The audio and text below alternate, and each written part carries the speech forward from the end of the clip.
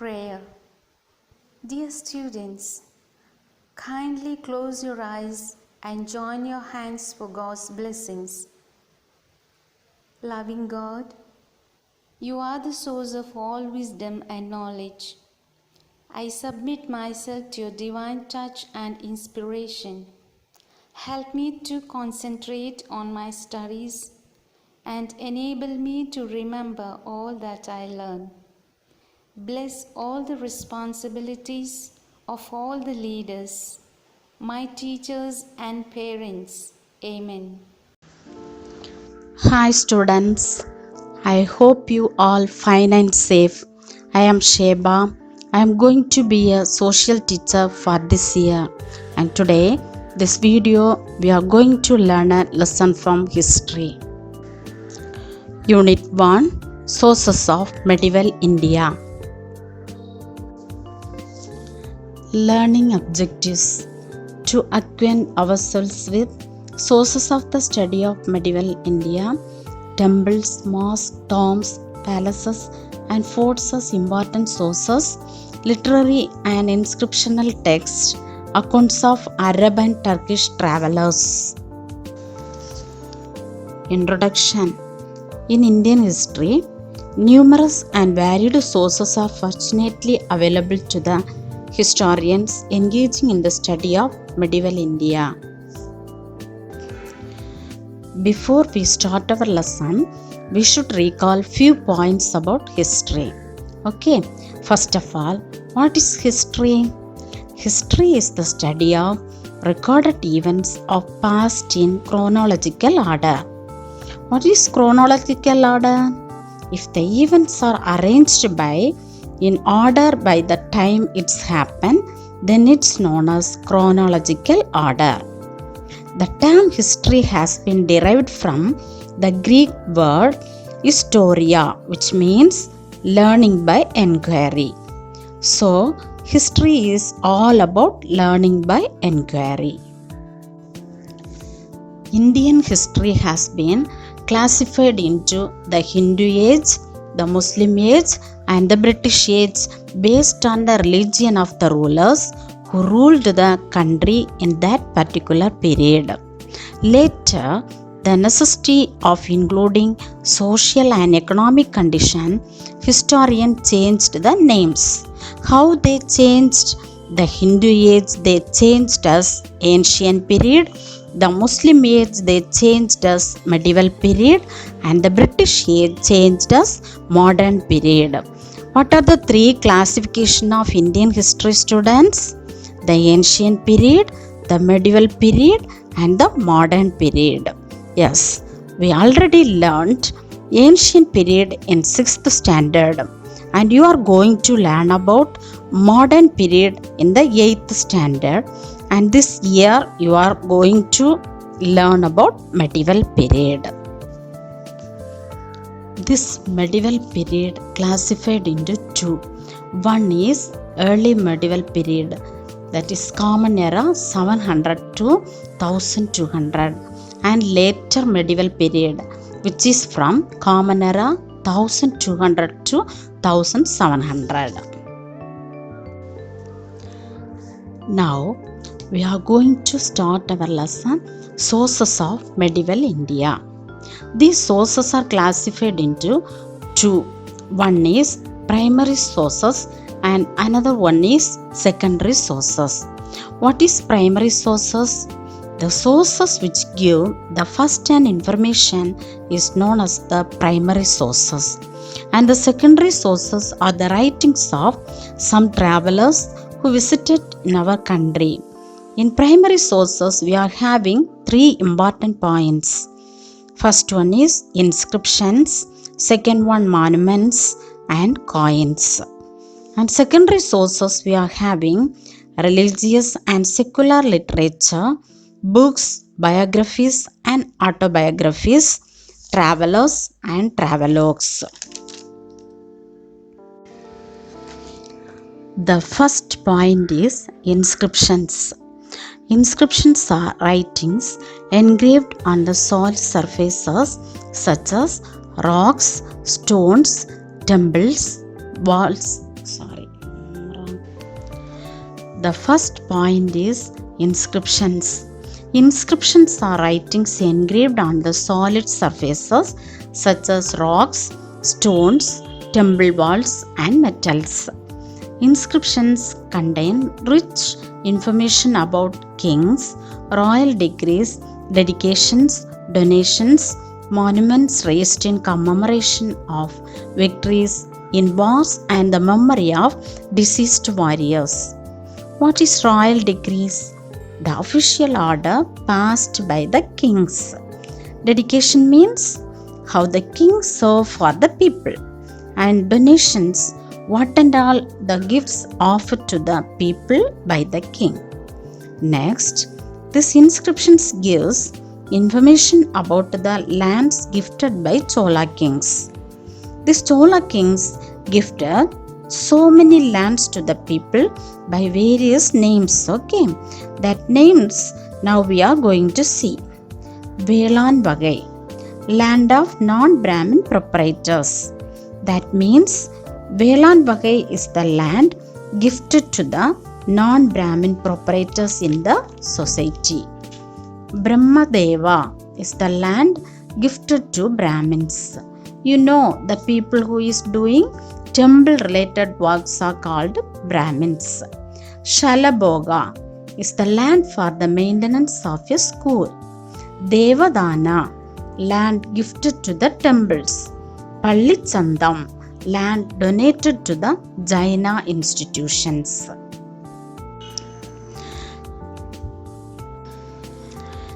Several copper plates issued to the eminent people in the society to record the events. In that, both the giver and receiver were very elaborately described. The high cost of copper made palm leaf and paper cheaper alternatives for recording royal orders and events in royal court. The next point is stone inscription. In stone inscriptions, major focus is upon the giver. Look at this picture, students. This is called stone inscription. That is, the inscriptions written on the stone. For example, Tiruvalankkadu plates of Rajendra Chola, Anbil plates of Sundara Chola. Uttaramerur inscriptions. It is in Kanchipuram district.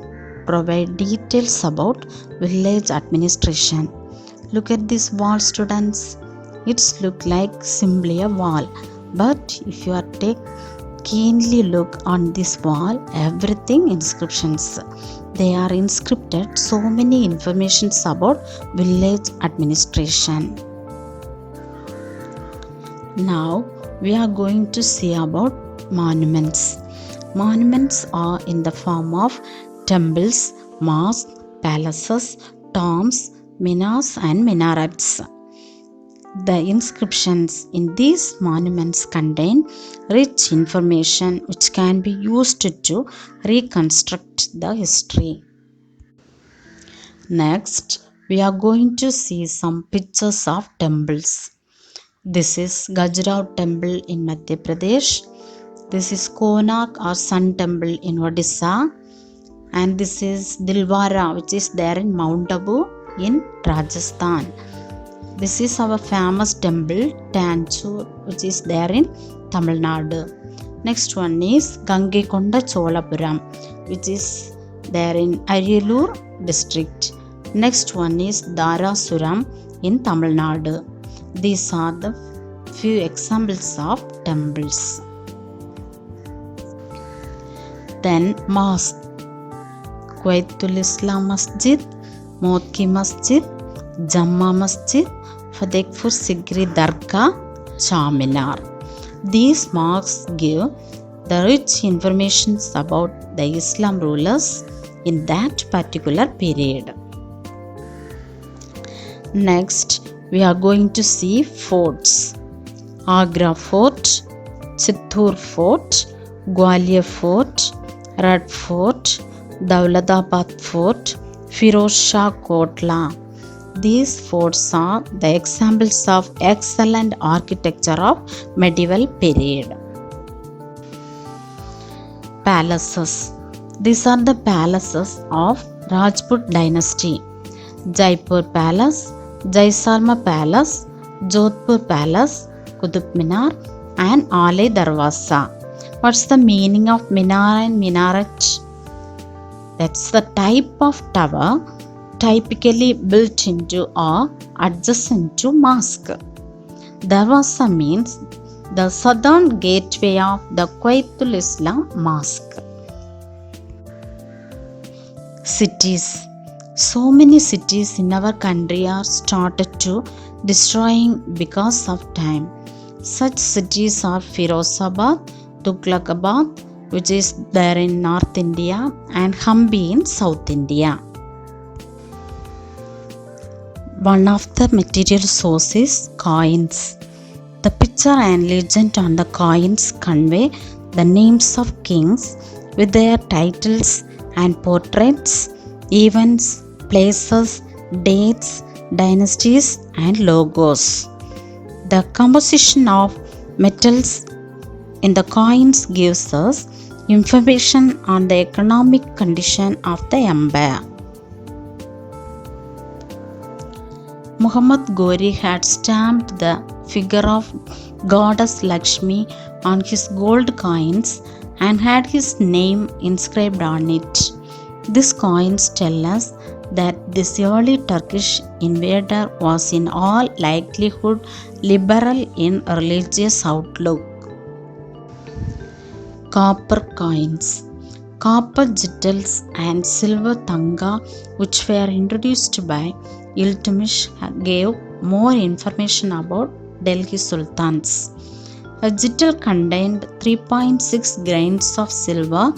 48 jittals were equal to 1 silver tanga. Now we want to learn secondary sources.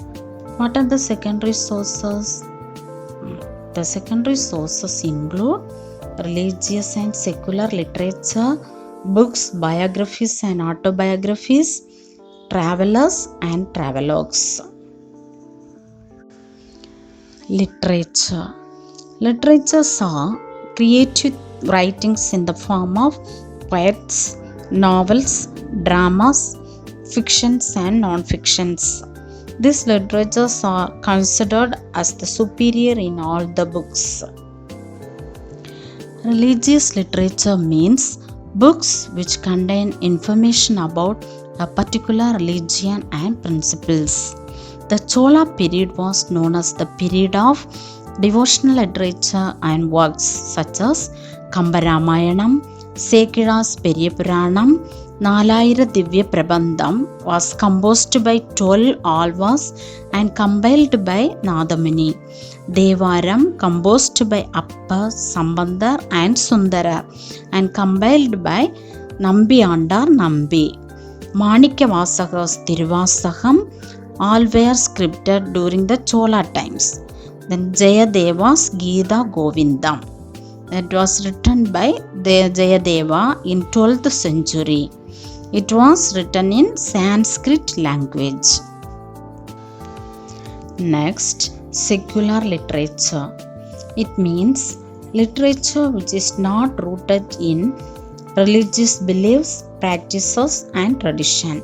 In that, first we are going to see about Madhura Vijayam, written by Ganga Devi, and Amukta Malyada by Krishna Deva Raya. Both these books are detailedly described about the Vijayanagar Empire. One of the important secondary sources of medieval period is books, biographies and autobiographies. First one, books. Minhaj as-Siraj, patronized by Sultan Nasiruddin, Muhammad of slave dynasty, wrote Tabakat-e-Nasri. The compendium deals with the period from the conquest of Muhammad Ghori. The compendium was named after his patron. Here, patronized means helping some people or guarding some people. Ziaud Barni, a courtier of Muhammad Tughlaq, wrote Tariq-e-Firoz Shahi, in which he dealt with the history of Delhi Sultanate from Ghiyasuddin Palvan to the early years of the reign of Firoz Shah Tughlaq. Here, Tariq or Taqiq are Arabic words meaning history. Firishta's Tariq-e-Firisto deals with the history of the rise of the Mughal power in India. In the 16th century, Emperor Babur's Baburnama and Abul Fazl's Aini Akbari and Akbarnama provided detailed information about these two emperors. In the 17th century, Jahangir wrote his memoir Tuski Jahangiri, throwing a lot of light on the period. Apart from autobiographies of emperors, Tabaqat-e-Akbari, authored by Nizamuddin Ahmad, is considered reliable than the exaggerated account of Abul Fazl. Similarly, Badauni's outstanding work Tariq-e-Badauni was published in 1595. This work spans 3 volumes. The volume on Akbar's reign is a frank and critical account of Akbar's administration, particularly of his religious policy. Travelers and travelogues. Who is called a traveler? The people who is visiting the different countries are called travelers. What does a travelogue mean? The people who is visit different countries write a book about the country's people, cultures, religions and their habit of food, etc. Marco Polo. Marco Polo, a Venetian traveler, visited when the Pandya kingdom was becoming the leading Tamil power in the 13th century. Marco Polo was twice in Kayal, which was a port city presenting in Thoothukudi district of Tamil Nadu. It was full of ships from Arabia and China. Marco Polo tells us that he himself came by a ship from China. According to Marco Polo, thousands of horses were imported into southern India by sea from Arabia and Persia. Al-Biruni. Al-Biruni accompanied Muhammad of Ghazni in one of his campaigns and stayed in India for 10 years. The most accurate account of Muhammad's Somnath expedition is that of Al-Biruni. As learned man and a scholar, he travelled all over India trying to understand India and the people. He learnt Sanskrit and studied the philosophy of India.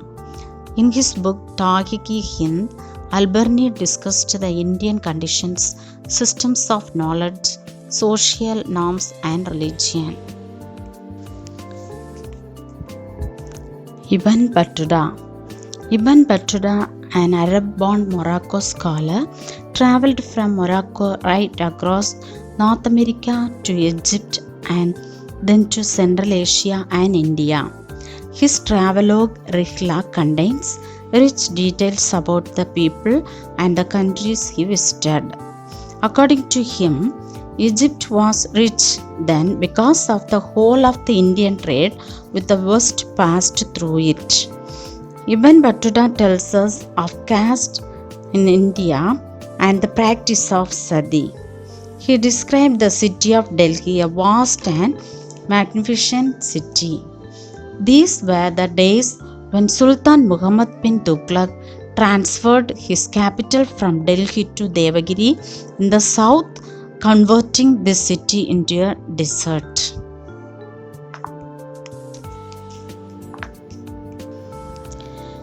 Other travelers. In the south, Vijayanagar had many foreign visitors who left behind their detailed accounts of the state. The first, Niccolo Conti. He came from Italy in 1420. Abdur Razzaq came from Hart, the court of great Khan in Central Asia, and in the year of 1443 in India. Domingo Paes, a Portuguese traveler, visited the city in the year of 1422. Dear students, all these sources give important information about medieval period. In this lesson, we learnt the value of our past Indian history. Thank you, students. We will meet again in the next class.